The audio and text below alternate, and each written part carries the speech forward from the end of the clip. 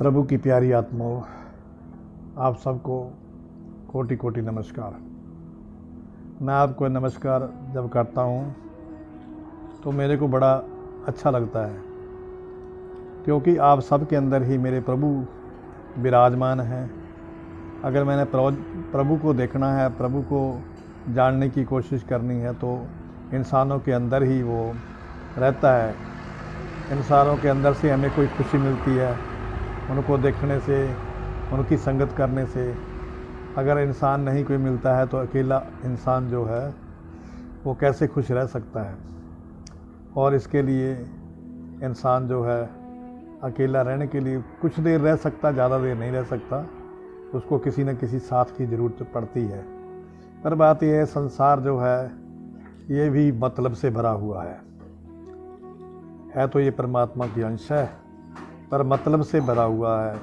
जब इसको कोई मतलब होता है तब ये प्यार भी करता है, हमारा संग भी करता है, हमारा साथ भी करता है, आता भी है हमारे पास। जब ये मतलब से दूर हो जाता है, इसका मतलब नहीं हल होता, तो ये धोखा भी दे देता है। इसका जीवन जो है बदलने वाला जीवन है। तो हमने बदलने से, क्योंकि जो हमारा पिता है, इंसान जो बच्चा है वो भी पिता जैसा ही होना चाहिए। घोड़े का बच्चा घोड़े जैसा होता है, कुत्ते का बच्चा कुत्ते जैसा होता है, और जो परमात्मा का बच्चा है वो भी परमात्मा जैसा होना चाहिए। परमात्मा सदा आनंद रूप है, परमात्मा सुख रूप है, परमात्मा के अंदर सच है, परमात्मा के अंदर खुशी है, परमात्मा के अंदर कोई नफरत नहीं है किसी से। वो सभी से समान प्यार करता है, चाहे उसको कोई प्यार करे, चाहे उसका कोई भजन करे, चाहे ना करे। और वो किसी एक जाति का, धर्म का भी नहीं है, वो सभी का है। और जितनी संसार में, सृष्टि में कायनात है, जितने भी जीव है, दरख्त है, पशु है, पक्षी है, वो सबको समान प्यार करता है। पर लेकिन देखा है कि अभी पशु भी ऐसे है बीच में, जैसे हम कुत्ता पाल लेते हैं, वो भी इतना वफादार है, मारते दम तक भी उसको डंडे भी मारे कोई, तब भी वो मालिक को अपने को छोड़ कर नहीं जाता।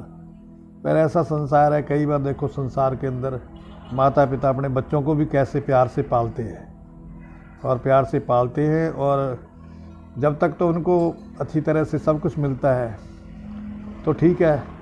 अगर माता पिता के पास वो इनको कोई चीज़ नहीं मिली तो वो बड़े दुखी भी होते हैं, और माता पिता को अच्छा बुरा भी बोल देते हैं, और उनसे बोलना भी बंद कर देते हैं। इसका ये मतलब हुआ कि माता पिता बड़े नहीं हुए, मतलब बड़ा हुआ। तो ये मतलब का संसार ही कहा जा सकता है। तो प्यारे बहनों भाइयों, जब ये संसार को देखकर जो प्रभु के प्यारे हैं, परमात्मा को प्यार करने वाले हैं, वो सोचते हैं मैं इस है तो ये परमात्मा का प्यार है, परमात्मा की परिवार है, मैं इससे प्यार करता है। पर मैंने प्यार को, परमात्मा के प्यार को बांट दिया इन्होंने, अपना जो उसके भक्ति करने का समय भी इनके ऊपर लगा दिया।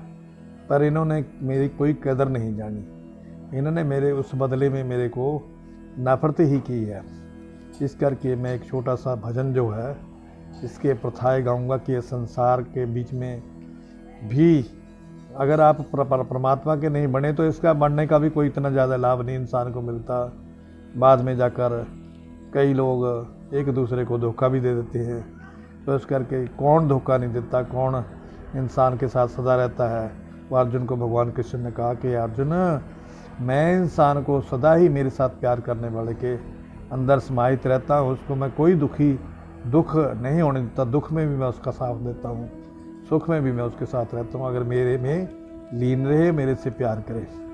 तो इस भजन में मैंने जो लिखा हुआ है वो ये शब्द मैं बोलूँगा, तो आपने ध्यानपूर्वक इसको सुनना भी है, और इसको रोज़ रोज़ सुनो, और हर रोज़ आपको नया इसमें से मिलेगा। मैं सबदा हो के देख लिया, एक तेरा होना बाकी है। मैं सबदा हो के देख लिया, एक तेरा होना बाकी है। मैं सब कुछ खो के देख लिया, एक आपा खोना बाकी है। मैं सब कुछ खो के देख लिया, एक आपा खोना बाकी है। तेरी याद च अरसी है प्रीतम, सब पानी मुक गया अखियां दा। तेरी याद च अरशी है प्रीतम, सब पानी मुक गया अखियां दा। हुण खून जिगर दा अखियां चों रो रो के रोना बाकी है। हुण खून जिगर दा अखियां चों रो रो के रोना बाकी है। मैं सबदा हो के देख लिया, एक तेरा होना बाकी है। शरदा दा धागा बट लिया, भावना दियां कलियां चुन लईयां। शरदा दा धागा वट लिया, भावना दियां कलियां चुन लईयां। तेरे सोहणे गल बिच पाउण लई, तेरे सोहणे गल बिच पाउण लई, एक हार परोना बाकी है। मैं सबदा हो के देख लिया, एक तेरा होना बाकी है। भावें मैं तन दा चिट्टा हां, की करना इस चटियाई नूं।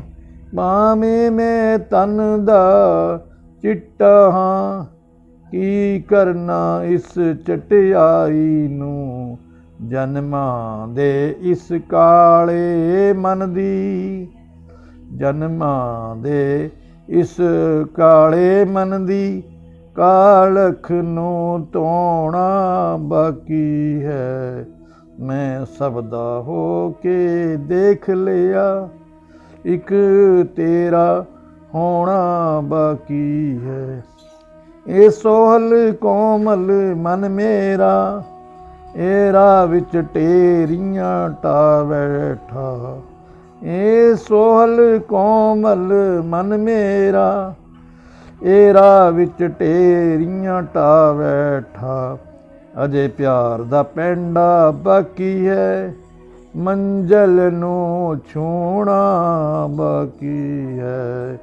अजे प्यार दा पैंडा बाकी है, मंजिल नूं छूना बाकी है। मैं सबदा हो के देख लिया, एक तेरा होना बाकी है। एक तेरा होना बाकी है। तो इस भजन के अंदर जो लिखा हुआ कि मैं सबका होकर देख लिया है परमात्मा, जब इंसान को देखता है कि संसार के जो रिश्ते हैं उनमें से धोखा मिलता है, तो परमात्मा की याद में वो विराग में आ जाता है।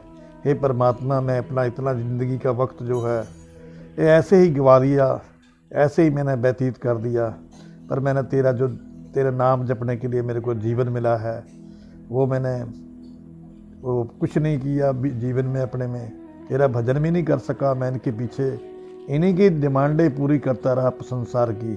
तो अब ये कहते हैं कि मैंने सबका होकर देख लिया परमात्मा, तू मेरे को माफ़ कर दे, मैं तेरा नहीं बन सका, तेरा होना था मेरे को, मैं तेरा हो नहीं सका।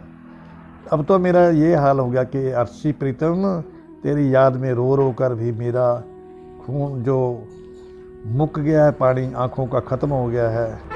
और हे परमात्मा, अब तो खून है आँखों में बचा हुआ, जब जो बैरागी है उसका रो रो के पानी जो आँखों का ख़त्म हो जाता है, तो बैराग में आकर वो कहता अब तो मेरे दिल का खून है बाहर निकलना बाकी है परमात्मा तेरी याद में।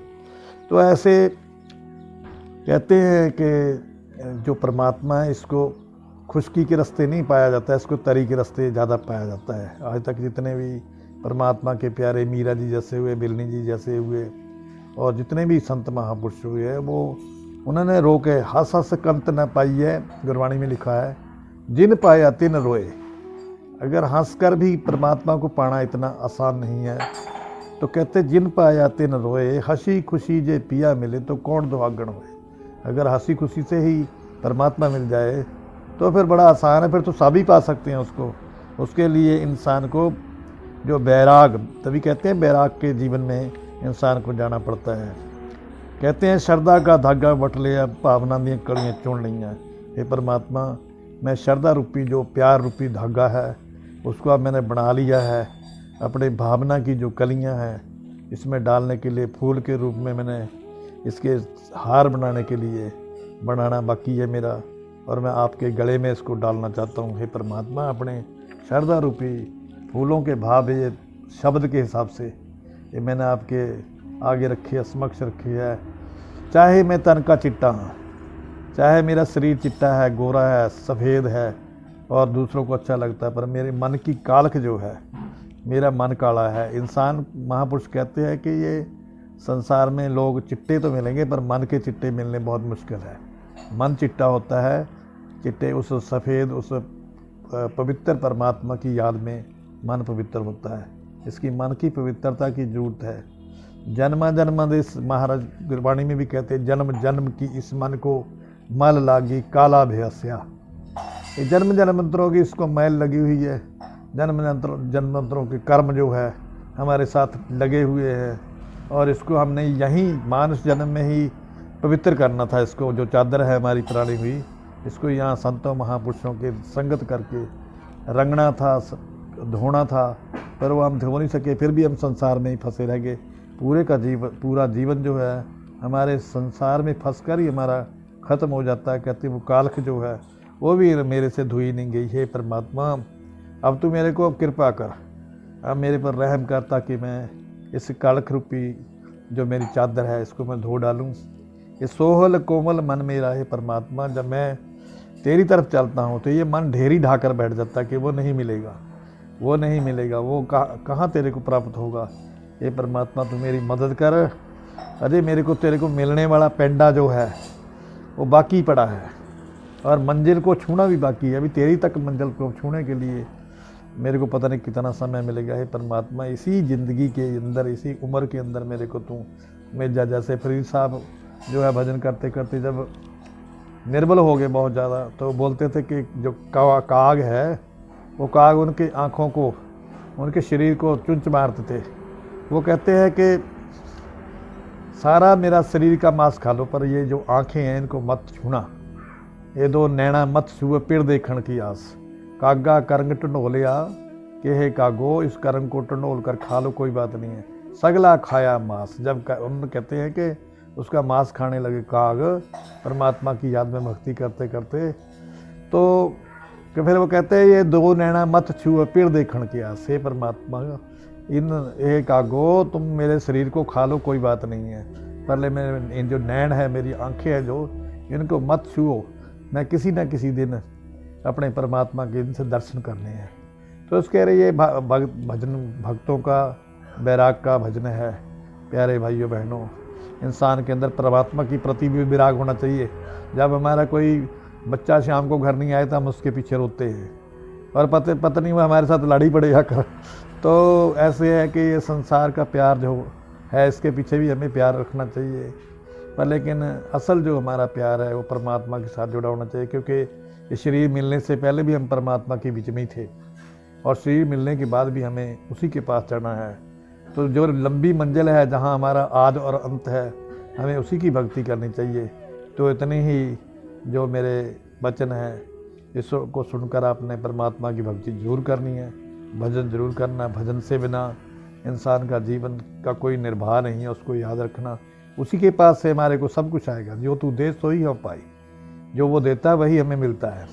जिम्मेदार बीज डाल देता है, आखिरकार जो फसल है वो तो उसी के हाथ से होकर आनी है, उसी की कृपा से होकर आनी। कई बार पानी से भी सूख जाती है फसल, और बनी बनाई फसल को आग भी लग जाती है। कई दफ़ा ऐसा, कई खेतों को लोग अच्छी फसल तैयार हो जाती है, इकट्ठी करके भी रख देता है ज़मींदार, तो तब भी कई बार ऐसा कोई चांस होता है, अग्नि लग जाती है और सारी सुहा हो जाती है।